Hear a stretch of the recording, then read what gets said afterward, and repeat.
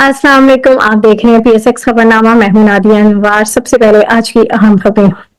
Stock exchange में तेजी के बाद मंदी।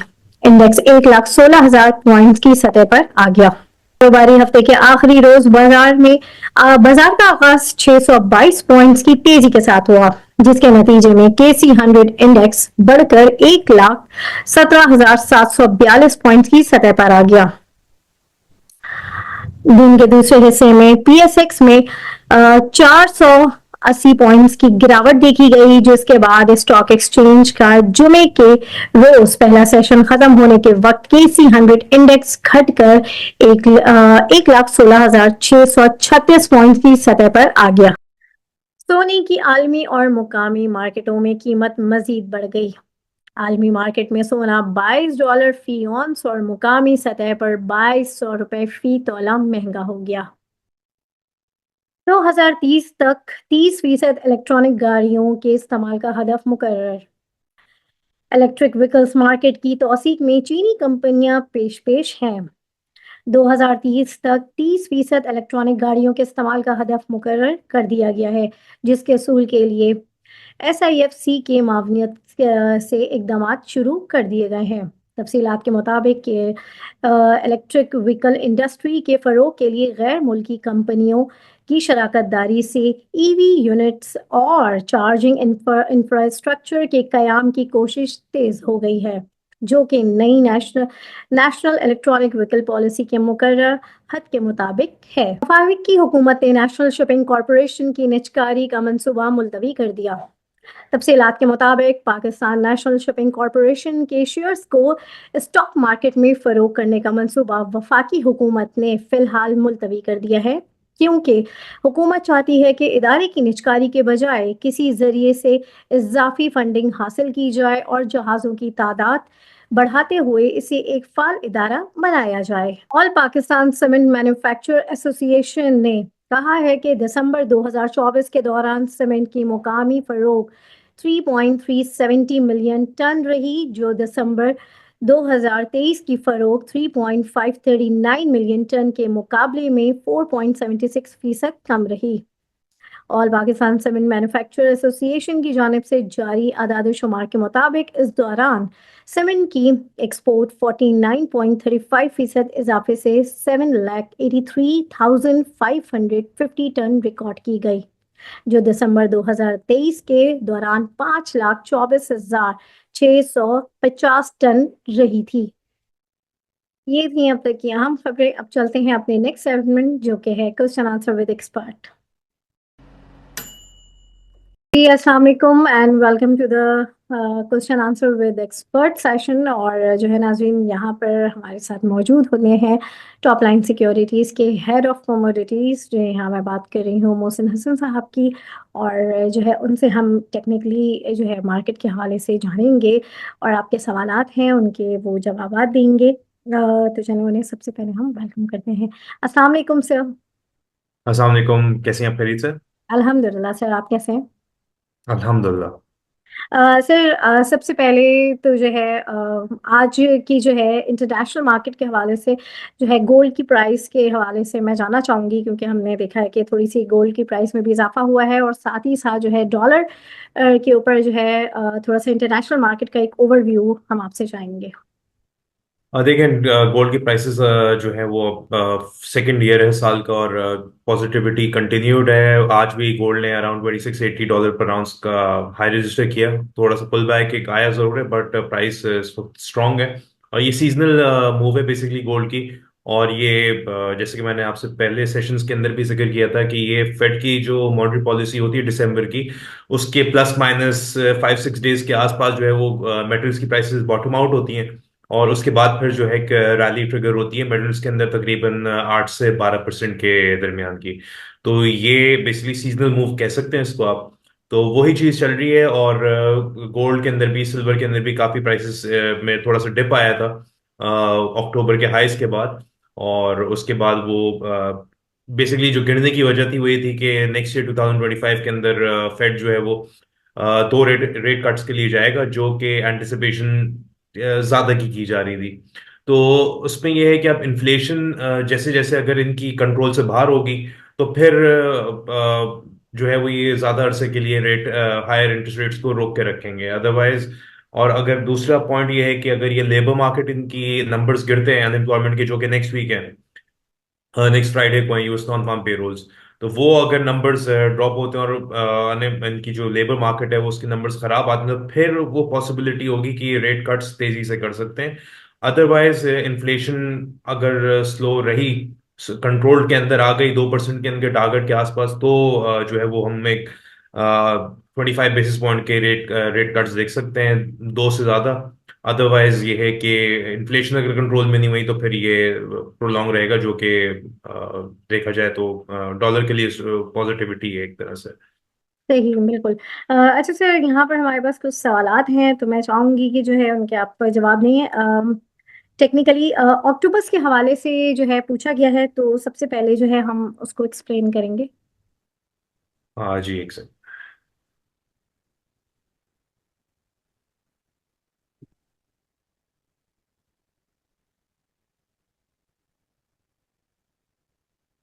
हाँ जी, ये बेसिकली हमारे सामने ऑक्टोपस का इसका चार्ट ओपन किया हुआ है हमने। ये टाइम फ्रेम इसका बना रखा है और हम देख रहे हैं कि इसमें अगर आप देखें तो प्राइस जो है इसके अंदर काफी स्ट्रॉन्ग एक पुल बैक आया है, मतलब प्राइस ड्रॉप हुई है अपने की रेजिस्टेंस एरिया को टेस्ट करके। हम्म। अच्छा, इसके लिए हम थोड़ा सा चले जाएंगे इसके वीकली टाइम फ्रेम के अंदर। और देखें इसके लिए जब भी आप मैं जो भी हमें देख रहे हैं, मैं उनको एक चीज यही रिकमेंड करूंगा कि कोई जब खास तौर पे आप टेक्निकल्स को फॉलो कर रहे हो तो प्राइस को इसके जब तक आपके पास डेटा मौजूद है, जितना ज्यादा डेटा आपके पास अवेलेबल होगा उतना ज्यादा आपके लिए मतलब बेहतर है। उसके वो पॉइंट्स देखें, अपने पास चार्ट्स के ऊपर मार्क कर लें वो पॉइंट्स जहां से प्राइस जो है वो उसके अंदर बड़े सेल ऑफ्स आए। पहले शुरू कर रहे हैं मंथली बेसिस पे, फिर वीकली बेसिस पे आए उनको मार्क करते रहें और फिर उसको रिलेट करें टाइम फ्रेम्स को, यानी मंथ से वीक, वीक से डे, डे से क्या कहते हैं 4 आवर्स, और 4 आवर्स से आवर्ली। तो अगर आप इसको देखें वीकली के ऊपर, एक तो पॉइंट ये है जब ये नवंबर इसने जो हाई रजिस्टर किया था अराउंड 5 नवंबर 8 को, तकरीबन 83 रुपीज का ऑक्टोबस का, वहां से हम देखें प्राइस टॉप के बाद जो है वो डिप आया इसके अंदर 58 रुपीज तक गई। फिर उसके बाद जब इसने यही एरिया का ब्रेकआउट दिया तो प्राइस ने बढ़ के इसमें हाई रजिस्टर किया अराउंड 114 का। सिमिलरली फिर प्राइस उसके बाद हम देख रहे हैं कि आई इस एरिया को, क्योंकि सपोर्ट बन गया था रेजिस्टेंस का जब ब्रेकआउट हुआ, तो प्राइस ने वहां पर सपोर्ट ली, वहां से प्राइस दोबारा उठी। फिर जब इसने उस एरिया को ब्रेक किया तो उस एरिया को दोबारा ब्रेक नहीं कर पाई अपसाइड पे, और ये फिर प्राइस इसकी क्रैश होती रही और ये नीचे आके 34 रुपए तक चला गया था। फिर प्राइस अगर हम देखें तो वापस अगर हम इसमें आ जाएं 2024 के अंदर मई के मंथ में, तो प्राइस इसकी बॉटम आउट होने के बाद जब रिकवर हुई तो फिर इसी रेजिस्टेंस एरिया के पास आई।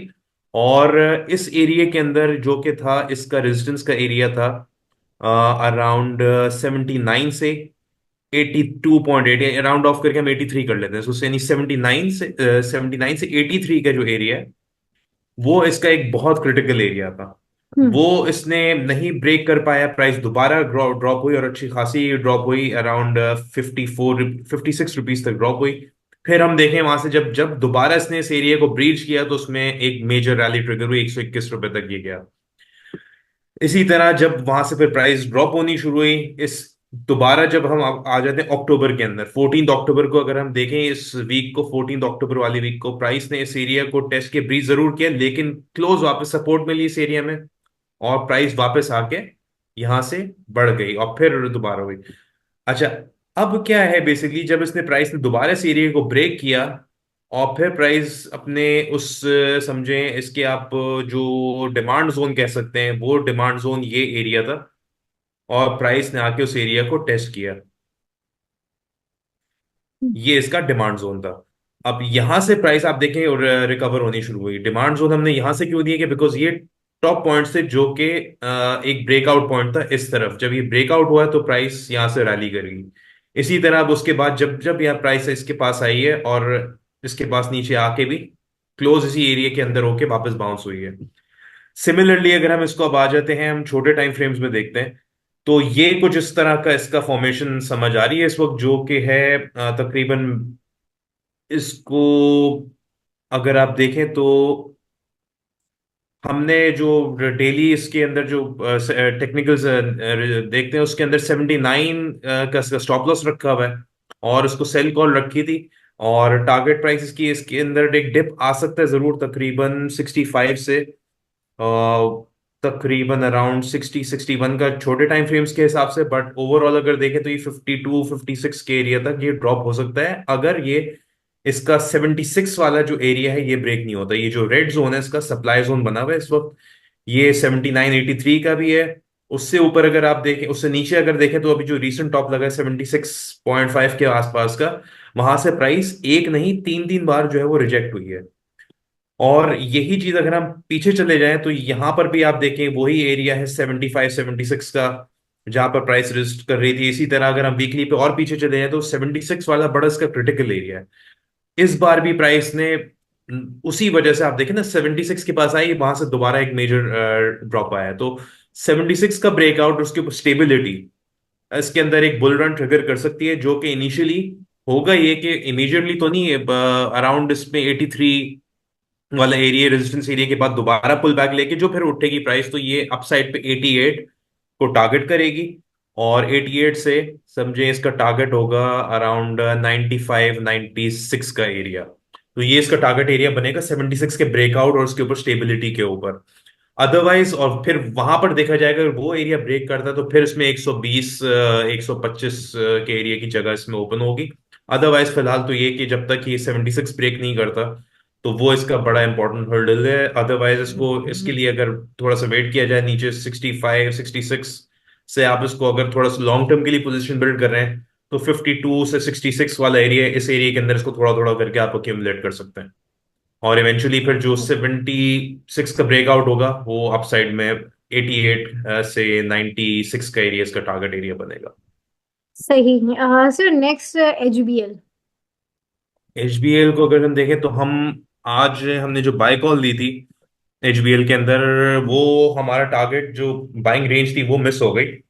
171 से 166 का एक एरिया था, वहां पर हमने बाइंग इसकी रिकमेंड की थी, लेकिन वो 174 से ही प्राइस जो है वो इसकी बढ़ गई। और हमारा जो टारगेट एरिया था 179 से इसका आई गेस 184 का वन एरिया था, उसको उस टारगेट एरिया में आ गई।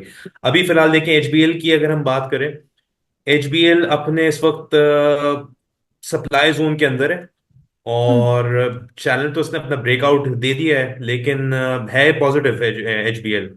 हम्म। थोड़ा सा एक पुल बैक हम इसके अंदर देख सकते हैं, तकरीबन आप इसको रखे 176 से अराउंड अप्रोक्सीमेटली 166 का जो एरिया है इसके हम्म। अंदर, इसमें हम एक पुल बैक देख सकते हैं। और जहां से फिर प्राइस दोबारा इस डिमांड जो इसका सप्लाई जोन है 181 से 190 का एरिया, इसको जो है वो टारगेट करेगी। ये हम्म। एरिया क्लियर होता है, जब इसका सप्लाई का एरिया अगर क्लियर होगा तो फिर हम इसका ऊपर टारगेट रखेंगे 212 से 225 का एरिया एचबीएल का। तो यानी ये इसके जो सप्लाई जोन है 191 से 181 का, ये हम्म। क्लियर होना जरूरी है 212 और 226 के टारगेट के लिए। बट और थोड़ा सा पुल बैक हम देख सकते हैं कमिंग डेज के अंदर इसमें, तकरीबन 176 166 के एरिया का, वहां पर इसको थोड़ा एक्यूमुलेट कर सकते हैं।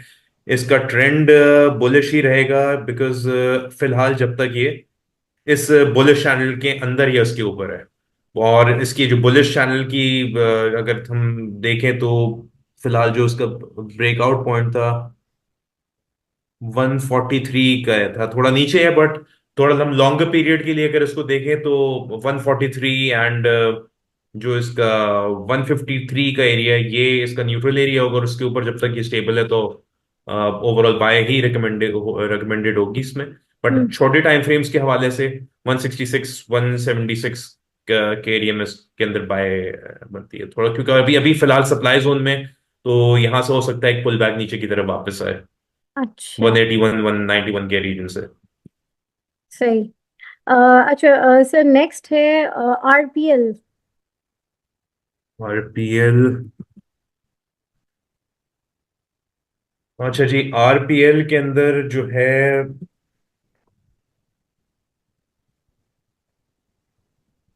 आरपीएल अपने बुलिश चैनल के अंदर ही ट्रेड कर रहा है, और आरपीएल का इस वक्त की एरिया जो है अराउंड 20 रुपए के करीब है। और इसके लिए अगर आप बाइंग एरिया देखें तो अराउंड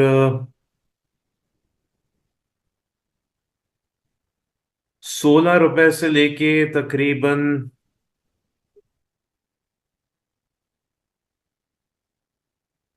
15.5 से 16.5 के रीजन आप इसको बाय कर सकते हैं। और जब तक ये अपने तकरीबन 14 रुपए के ऊपर है तो आप इस पे बाय पे चांस ले सकते हैं, तेजी कर सकते हैं। और इसका टारगेट एरिया जो है ऊपर 20 रुपए से तकरीबन समझे 22 रुपए का है।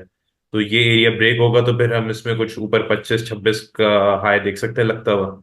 और अदरवाइज ये है कि इस एरिया से अगर दोबारा रिजेक्ट होता है ये समझे 22 रुपए 80 पैसे मैक्सिमम, इसका जो प्रीवियस टॉप था वहां से 21 रुपए 50 पैसे, ये इसका एरिया टारगेट बनता है जब तक ये समझे 14 14.5 रुपए के ऊपर ऊपर ट्रेड कर रहा है। तो हम इसको डिप पे बाय कर सकते हैं इसी रीजन के अंदर 14 रुपए के ऊपर जब तक ये है। और टारगेट इसका बनता है पहले तो उसको 20 रुपए क्लियर करना है। 20 रुपए क्लियर करेगा तो इमीडिएटली ये सीधा टारगेट करेगा 22 साढ़े 22 रुपए को। ओके, सही। और सर नेक्स्ट जो है पीएचडीएल का बता दें। बल्कि कौन सा PHDL? जी, पीएचडीएल।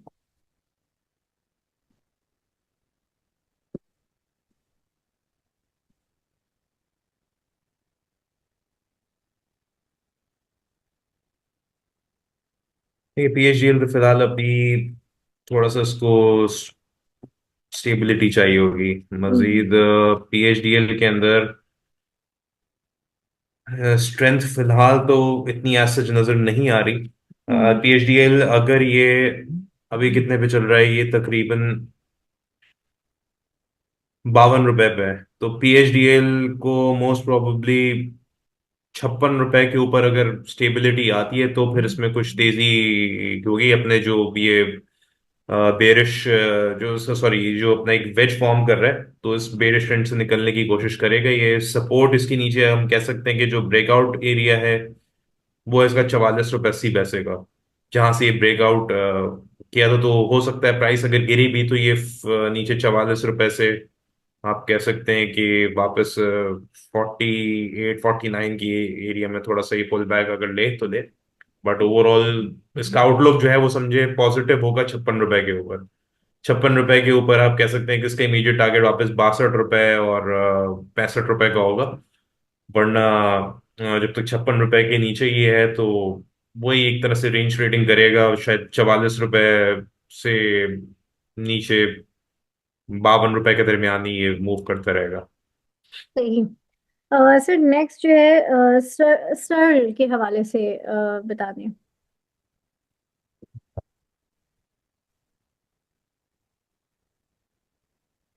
सर्ल के अंदर सर्ल को भी अगर हम देखें तो हम इसके आ जाते हैं डे के ऊपर, थोड़ा सा इसको मॉनिटर करते हैं डे वीकली पे। क्योंकि हम देखें तो इस ये एग्जैक्टली जो भी ड्रॉप हुआ है सर्ल कुछ दिनों पहले, ये अपने सप्लाई जोन से ही रजिस्टर ड्रॉप हुआ है।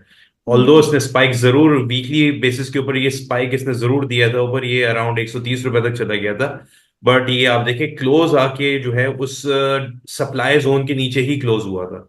और सप्लाई जोन के नीचे ही क्लोज हुआ जिसकी वजह से नेक्स्ट वीक के अंदर भी उस सप्लाई जोन के ऊपर ये नहीं जा सका। और प्राइस इसकी दोबारा ड्रॉप हुई नीचे।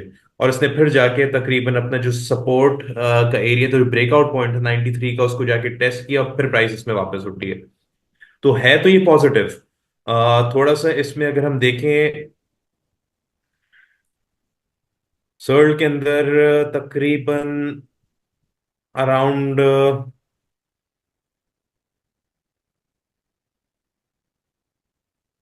अभी 107 रुपए पे है। तो नीचे तकरीबन इसको ये आ सकता है तकरीबन 98 99 रुपए के पास आ सकता है थोड़ा बहुत। अगर वहां से मजीद रहोगे तो उसका जो बाइंग एरिया अगर हम देखें तो तीन इसके बाइंग जोन्स हैं। 87 से सॉरी 90 से 87 का एरिया एक है। और उसके नीचे अगर हम देखें तो 78 से 73 का एरिया। तो ये दो बाय जोन्स हैं इसके। और थोड़ी इसमें कुछ मूविंग एवरेजेस भी हैं जो कि सपोर्ट इसको देंगी। ब्रेकआउट पॉइंट का अगर देखा जाए, इसका जो था सर्ल का वो था 90 रुपीज का था। तो 90 रुपीज के मेरे हिसाब से ये ऊपर आके स्टेबल रहेगा, तकरीबन 97, 99 से आप 90 का एरिया रख सकते हैं कि उस एरिया में इसको थोड़ा बहुत आप एक्यूमुलेट कर सकते हैं। और इसका इनिशियल टारगेट जो है वो जो इसका रीसेंट अभी थोड़े कल परसों पहले ही जो 2 दिन पहले हाई लगा है 115 का, वो होगा, वो एरिया क्लियर होगा तो फिर आप कह सकते हैं 144 और 144 48 के लिए टारगेट करें। बट 115 119 वाला जो इसका सप्लाई जोन है वो क्लियर होना चाहिए, उसके ऊपर स्टेबिलिटी आ जाएगी तो ये आपको 145 तक अपसाइड नजर आएगी इसकी। सही। और सर क्विज के हवाले से भी बता दें।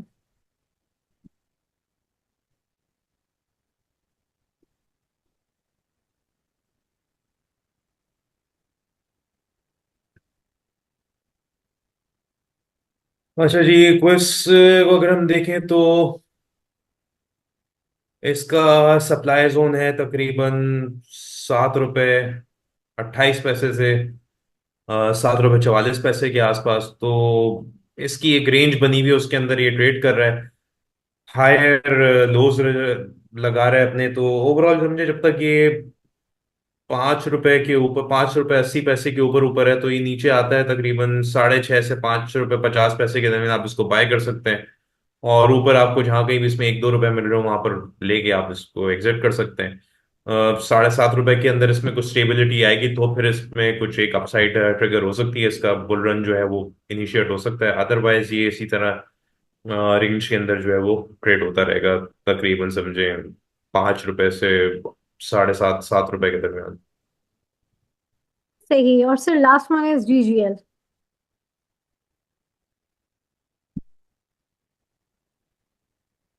जीजीएल के अंदर ये हमने कल भी डिस्कस किया था, इसका जो जी। टारगेट हमने रखा बताया था वो 17 रुपए कुछ 30 पैसे से हम्म। 18 रुपए 70 पैसे का था। तो सही। ऑल्दो थोड़ा सा इसमें पुल बैक जरूर आया है, और ये समझे जब तक अपने ब्रेकआउट पॉइंट से ऊपर ये यानी 12-13 रुपए के ऊपर जब तक ये ट्रेड कर रहा है, 13 रुपए आप उसको रख सकते हैं, 12.5 13 रुपए के ऊपर है तो तकरीबन समझे इसको 14.5 से 13 रुपए के दरमियान है तो आप इसको बाय कर सकते हैं।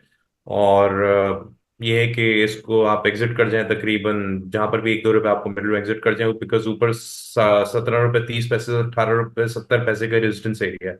ये क्लियर होगा तो फिर इसमें कोई अपसाइड अपसाइड के टारगेट्स खुलेंगे। अदरवाइज ये प्राइस फिर दोबारा वो एरिया ब्रेक नहीं होगा तो उसको टेस्ट करके दोबारा नीचे वही 14-15 रुपए के पास आके ट्रेड करेगी। सही। तो ये बहुत शुक्रिया सर मोहसिन आपका। और जो है क्यों। आपने बहुत डिटेल में हमें जो है एक्सप्लेन किया टेक्निकली।